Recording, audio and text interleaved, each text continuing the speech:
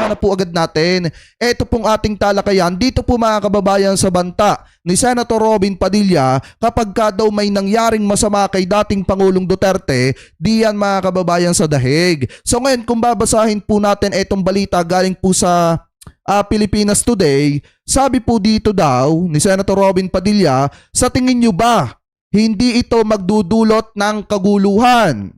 Ito ang iginiit ni Senator Robin Hood Padilla sa kanyang Facebook post nitong Martes, Hulyo 8, dahil sa pag-aalala niya sa posibilidad na may mangyari umanong hindi maganda kay dating Pangulong Rodrigo Duterte habang nakadetine ito sa International Criminal Court ICC sa The Hague, Netherlands. Gamitin nyo rin ang taas na mga pinag-aralan ninyo. Hindi yung taas ng ihi ninyo, dagdag pa ng senador sa kanyang post. Sa hiwalay na post, tinanong ni Padilla ang publiko, nais ba nitong masakripisyo ang buhay ng dating Pangulo at magkahiwa-hiwalay ang bansa? Mga kababayan, kaya nga kung titingnan ninyo dito po sa quote-in-quote na ito, nakalagay po dito, kapag ka may nangyaring hindi maganda kay Tatay Digong sa ICC, sa tingin nyo ba hindi ito magdudulot ng kaguluhan? Alam nyo ba mga kababayan, ito lang naman kasi yung sa atin.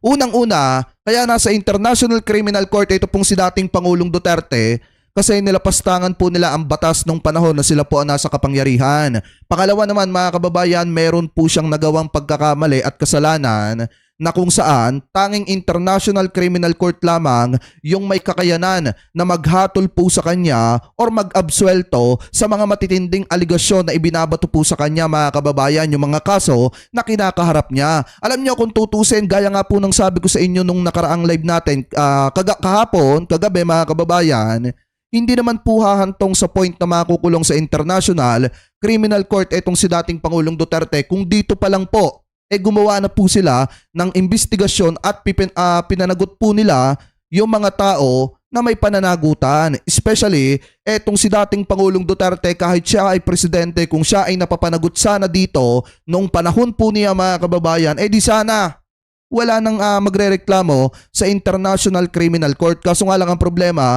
nilapastangan po nila ang batas, binastos po nila ang batas, kaya yung ating mga kababayang Pilipino na humihingi ng hustisya ay nawalan ng tiwala na makakamit ang hustisya dito po sa Pilipinas. Kaya nga buti na lang meron tayong Senator Antonio Trillanes na nag-file ng kaso sa International Criminal Court noong 2017. Panahon pa po yan ni dating Pangulong Duterte. At kung tutusin mga kababayan, wala pong kasalanan dyan ang gobyerno ni PBBM dahil panahon pa po ni dating Pangulong Duterte na i-file na po ang kasong yan laban po kay dating Pangulong Duterte. At ang nag-file po ng kaso laban sa kanya ay si former Senator Trillanes na noon ay pinag-iinitan ni dating Pangulong Duterte. So ngayon kung titingnan nyo mga kababayan yung sinasabi ni Robin Hood Padilla na magkakagulo, siguro panaginip lamang po nila yung sinasabi nila at siguro kung magkakaroon man ng kaguluhan, baka si Senator Robin Padilla ang magpapasimula ng matinding kaguluhan laban po sa ating gobyerno. Kaya nga mga kababayan, ito po yung pakalat nila ngayon Yung sinasabi nila na kapag ka daw may nangyaring hindi maganda kay dating Pangulong Duterte, magdudulot daw ito ng napakalaking kaguluhan dito sa ating bansa. Gaya nga ng sabi ko sa inyo, nung nakaraan, sa tingin nyo ba makikiisa pa dyan ang mga kababayang Pilipino po natin? Sa tingin nyo ba handang isakripisyo ng mga kababayang Pilipino po natin yung kanilang pamilya at yung pang-araw-araw po nilang pamumuhay para lamang po sa mga awayan sa politika? At sa tingin nyo ba, kakampihan ng mga kababayang Pilipino po natin etong katulad ni na Senator Robin Padilla na ngayon pa nga lang ay ipinapakita kung paano nila gamitin ang Senado para po sa pangsarili nilang mga interes. Kaya nga kung titingnan nyo, mas pipiliin pa rin na mga kababayang Pilipino po natin na pagtuunan ng pansin yung pang-araw-araw nilang trabaho, pamumuhay, para lamang po matugunan yung pangangailangan ng kanilang mga kapamilya kaysa makisali pa sa mga rally-rallying yan at mga awayan sa politika na ang pinagmumula naman ay etong kampo ni dating Pangulong Duterte. So ngayon, bakit nga ba may mga dramang ganyan?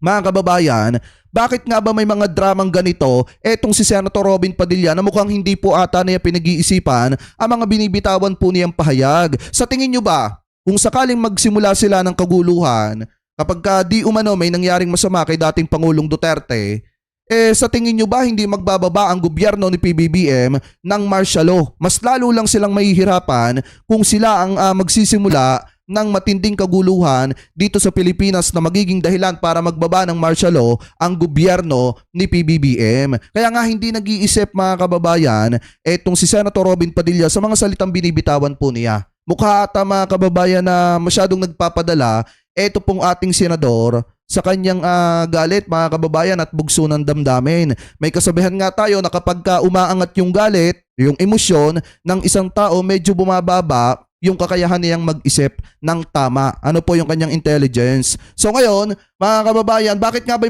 may mga dramang ganyan? Eto pong si Senator Robin Padilla. Kasi nga, may drama din na sinabi, etong si Sara Duterte na kung saan nag-iwan na daw ng habilin, eto daw pong si dating Pangulong Duterte. So ano nga ba yung habilin na yon? Ayon kay Sara Duterte. So eto, i-play po natin. Nais umano ni dating Pangulong Rodrigo Roa Duterte na i-cremate na lang sa the Netherlands ang kanyang labi sakaling papanaw siya habang nasa International Criminal Court o ICC. Ay, yung mga drama nila, naging habilin ni FPRRD kay Vice President Kita nyo ang ginagawa ni Vice President Sara Duterte. Tandaan nyo mga kababayan, pag pumupunta ng Pilipinas, nung umuwi siya ng Pilipinas, ano ginawa niya? Pumunta ng Iglesia ni Cristo, pumunta dun sa libingan ng mga kababayan Pilipino po natin na nasawi nung panahon ng bagyong Yolanda. Mga kababayan, tapos kunyari nagtatanim siya ng puno. Tapos sinihintay muna na picturean bago ibugsok yung puno mga kababayan.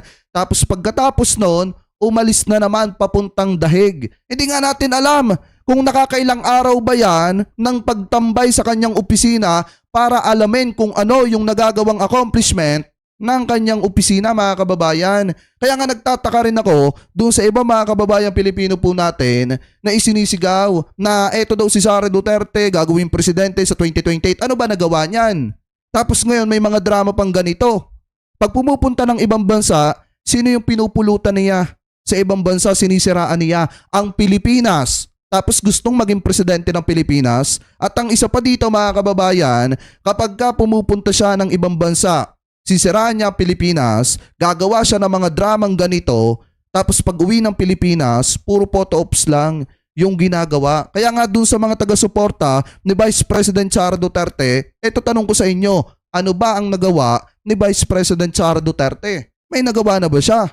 Kasi eto na naman tulad nito, drama na naman mga kababayan ang kanyang pinagsasasabi dito. Kaya nga yung mga DD shit, ang laging pinapakalat kapag ka may nangyaring masama daw, magkakagulo. Hindi nila naiisip na kapag ka gumawa sila ng kaguluhan, automatic, magkakaroon naman ng martial law.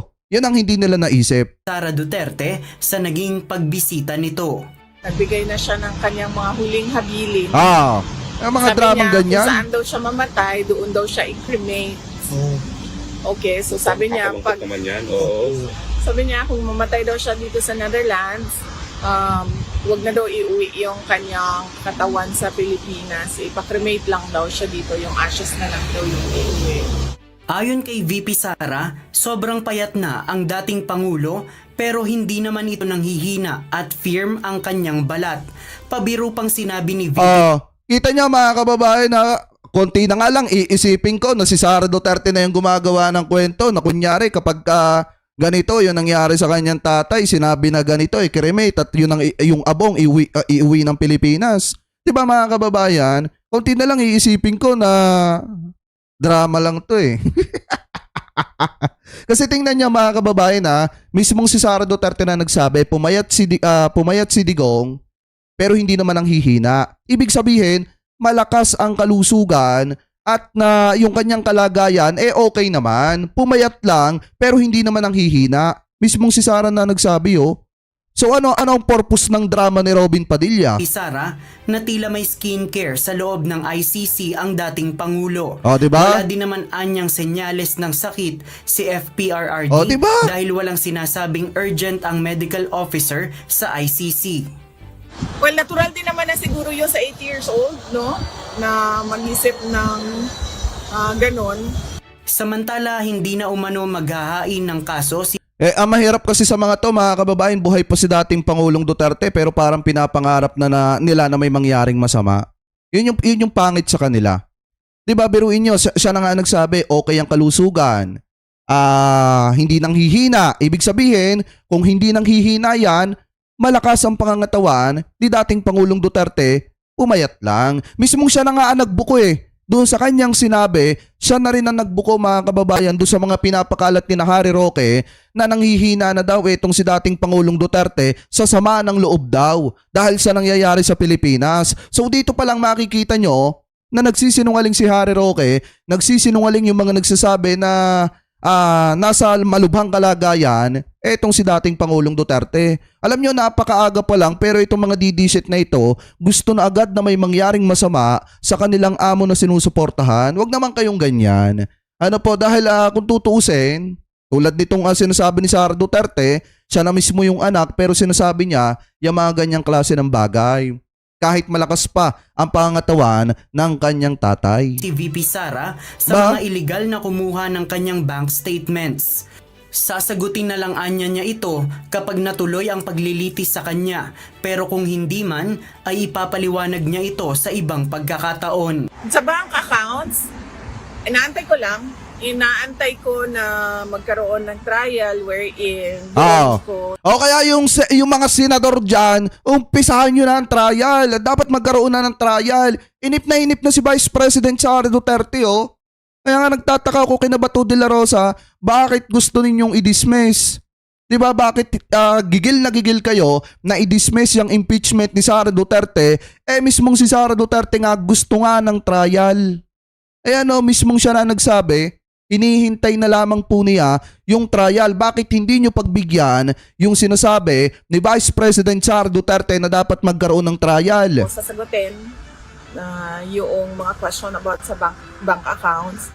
Binanggit din ng pangalawang Pangulo na maaaring hindi pa siya makauwi sa bansa pagkatapos ng ika-4 na State of the Nation Address ni Pangulong Ferdinand Bongbong Marcos Jr. na nakatakda sa July 28. Nakahanda naman Pre, maghahanap pa ng pagtataguan na bansa Tapos maghahanap pa yan ng kukuha pa yan ng suporta sa mga OFW. Kaya matatagalan ng pagbalik ni Vice President Sara Duterte. Ang nakakalungkot nga lang dito, pasahod ng taong bayan, pinapasahudan ninyo pero ang ginagawa ganito. Anya ang kanyang abogado at mga saksi para humarap at magpresenta ng mga ebidensya sa gagawing paglilitis ng impeachment court. Marami kaming mga solid legal arguments kung bakit dapat i-dismiss itong impeachment complaint.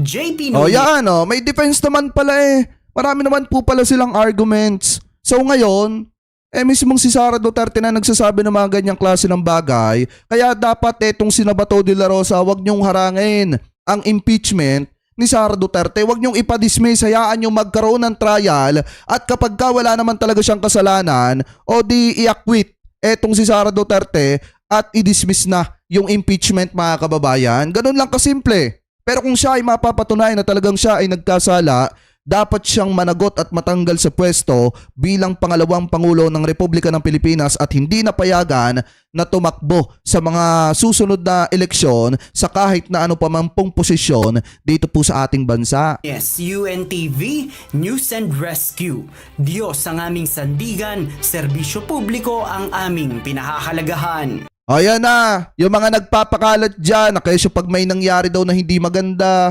kay dating Pangulong Duterte, magkakagulo. Napakalakas pa po ni dating Pangulong Duterte. Huwag kayong gumawa ng mga ka-fake newsan na mismong si Sara Duterte ang sosoplak po sa inyo.